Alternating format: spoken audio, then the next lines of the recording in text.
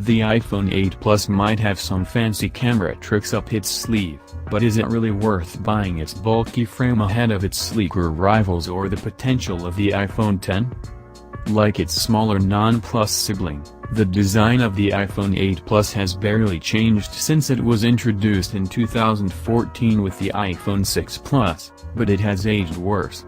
The iPhone 6 Plus was thin but relatively wide and tall for a smartphone with a 5.5-inch screen in 2014, with big bezels and a chunky top and bottom. The iPhone 8 Plus has the same 6-core A11 Bionic processor as its smaller sibling, but has an extra gigabyte of memory to help with multitasking. It performed similarly to the iPhone 8 and the iPhone 7 Plus before it in day-to-day activities.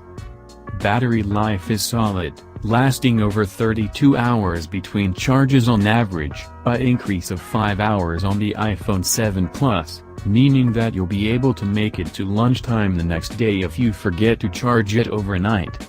That's with hundreds of push notifications, take some photos, a 90-minute burst of Netflix, a couple of short phone calls, a quick game and about 7 hours of listening to Spotify over Bluetooth earbuds. The iPhone 8 Plus is a big, chunky phablet that stands out like a sore thumb in the crowded marketplace filled with sleeker rivals. It's massive, and not in a good way, in an era where a big screen doesn't have to mean a big phone. That design was okay in 2014, not too bad by 2015, bad by 2016 and downright rubbish in 2017. It's a shame.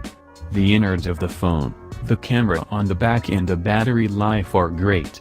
More so than the iPhone 8, which is smaller and slightly cheaper and so has a place in an iPhone-only world. The iPhone 8 Plus is cripplingly overshadowed by the iPhone X, which will have everything the Plus has, apart from a fingerprint scanner, plus a much improved design.